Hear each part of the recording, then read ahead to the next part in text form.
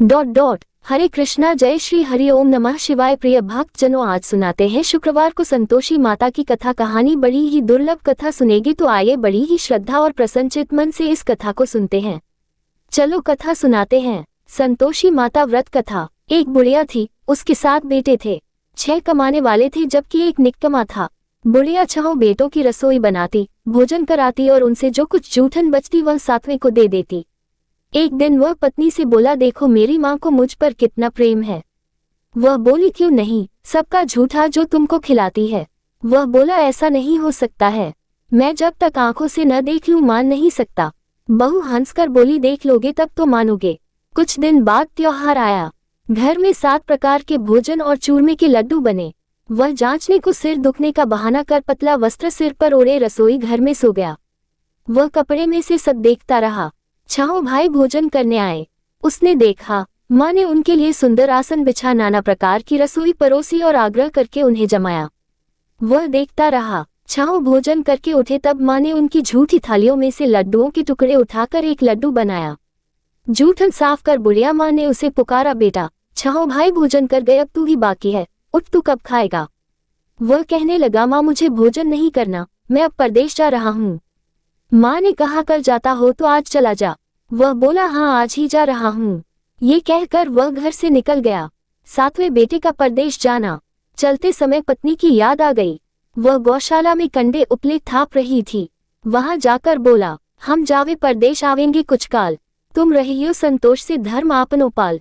वह बोली, जाओ पिया आनंद से हमारो सोच हटाया, राम भरोसे हम रहे ईश्वर तुम्हें सहाय। 2 निशानी आपन देख धरू में धीर, सुधी मति हमारी बिसारियो रखियो मन गंभीर। वह बोला, मेरे पास तो कुछ नहीं, यह अंगूठी है सो ले और अपनी कुछ निशानी मुझे दे। वह बोली, मेरे पास क्या है, ये गोबर भरा हाथ है। ये कहकर उसकी पीठ पर गोबर के हाथ की थाप मार दी। वह चल दिया। चलते चलते दूर देश पहुंचा। परदेश में नौकरी। वहां एक साहूकार की दुकान थी। वहां जाकर कहने लगा, भाई मुझे नौकरी पर रख लो। साहूकार को जरूरत थी, बोला रह जा। लड़के ने पूछा, तनख्वाह क्या दोगे। साहूकार ने कहा, काम देखकर दाम मिलेंगे। साहूकार की नौकरी मिली। वह सुबह 7 बजे से 10 बजे तक नौकरी बजाने लगा। कुछ दिनों में दुकान का सारा लेन देन, हिसाब किताब, ग्राहकों को माल बेचना सारा काम करने लगा। साहूकार के 7-8 नौकर थे, वे सब चक्कर खाने लगे, ये तो बहुत होशियार बन गया। सेठ ने भी काम देखा और 3 महीने में ही उसे आधे मुनाफे का हिस्सेदार बना लिया। वह कुछ वर्ष में ही नामी सेठ बन गया और मालिक सारा कारोबार उस पर छोड़कर चला गया। पति की अनुपस्थिति में सास का अत्याचार।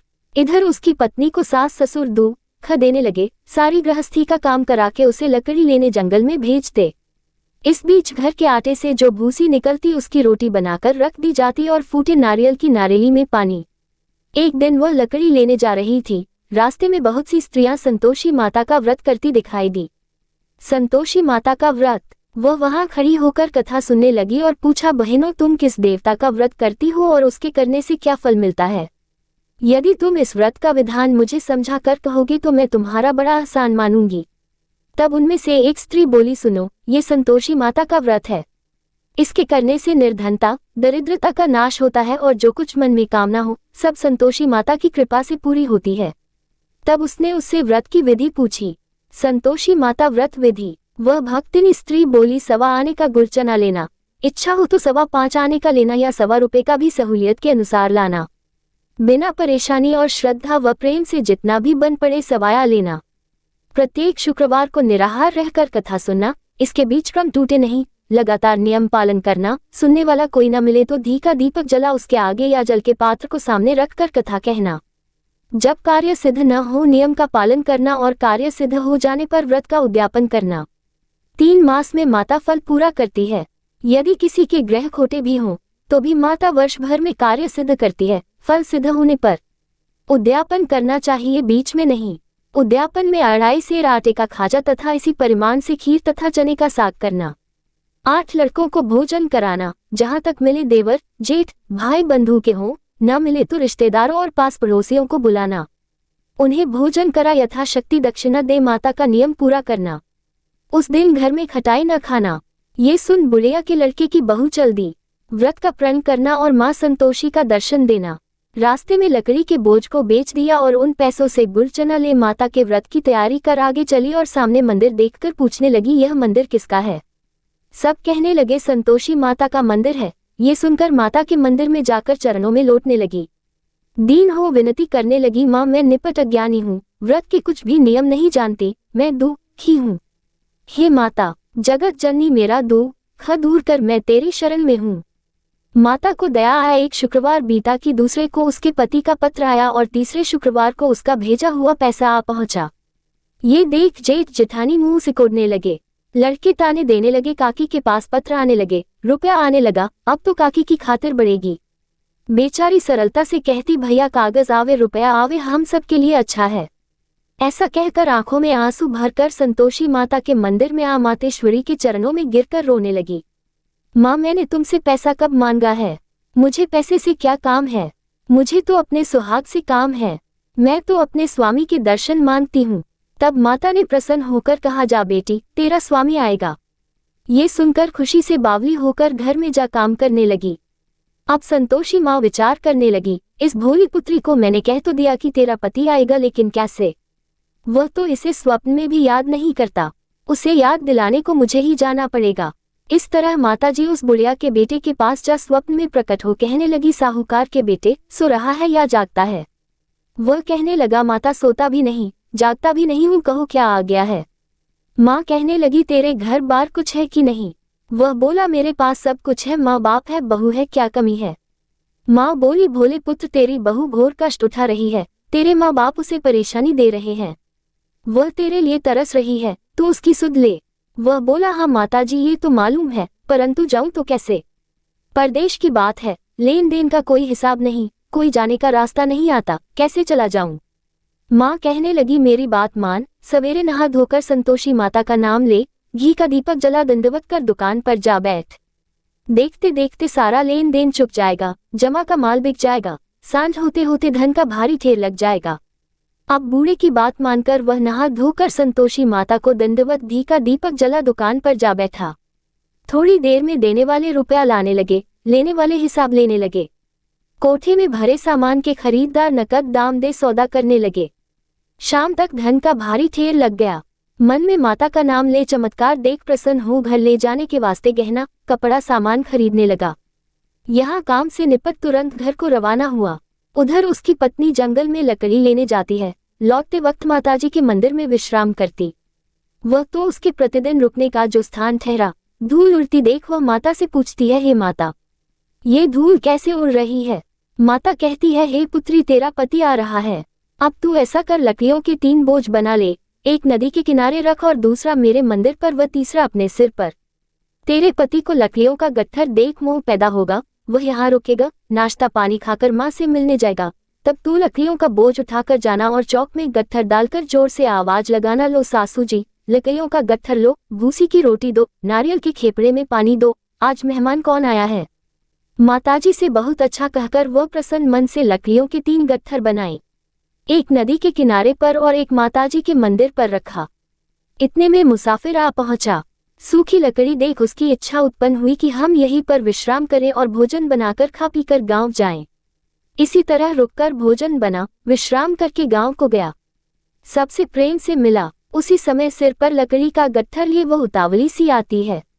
लकड़ियों का भारी बोझ आंगन में डालकर जोर से 3 आवाज देती है, लो सासू जी लकड़ियों का गट्ठर लो, भूसी की रोटी दो, आज मेहमान कौन आया है? ये सुनकर उसकी सास बाहर आकर अपने दिए हुए कष्टों को भुलाने हेतु कहती है, बहू ऐसा क्यों कहती है? तेरा मालिक ही तो आया है, आ बैठ, मीठा भात खा, भोजन कर, कपड़े गहने पहन। उसकी आवाज सुन उसका पति बाहर आता है। अंगूठी देख व्याकुल हो जाता है। माँ से पूछता है, माँ ये कौन है? माँ बोली, बेटा ये तेरी बहू है, जब से तू गया है तब से सारे गांव में भटकती फिरती है, घर का काम काज कुछ करती नहीं, 4 पहर आकर खा जाती है। वह बोला, ठीक है माँ मैंने इसे भी देखा और तुम्हें भी, अब दूसरे घर की ताली दो, उसमें रहूंगा। माँ बोली, ठीक है जैसी तेरी मर्जी। तब वह दूसरे मकान की तीसरी मंजिल का कमरा खोल सारा सामान जमाया। एक दिन में राजा के महल जैसा ठाट बाट बन गया। अब क्या था, बहू सुख भोगने लगी। इतने में शुक्रवार आया। शुक्रवार व्रत के उद्यापन में हुई भूल, किया खटाई का इस्तेमाल। उसने पति से कहा, मुझे संतोषी माता के व्रत का उद्यापन करना है। पति बोला, खुशी से कर लो। वह उद्यापन की तैयारी करने लगी।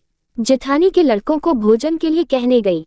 उन्होंने मंजूर किया, परंतु पीछे से जेठानी ने अपने बच्चों को सिखाया, देखो भोजन के समय खटाई मांगना, जिससे उसका उद्यापन पूरा न हो।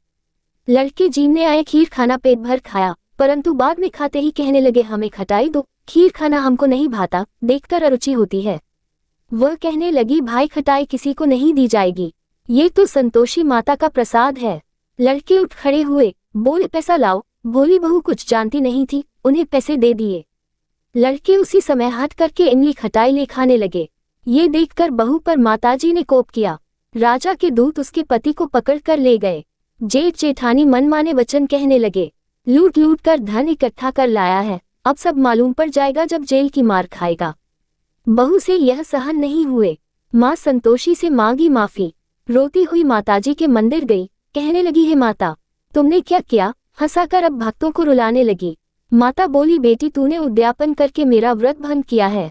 वह कहने लगी, माता मैंने कुछ अपराध किया है, मैंने तो भूल से लड़कों को पैसे दे दिए थे, मुझे क्षमा करो, मैं फिर तुम्हारा उद्यापन करूंगी।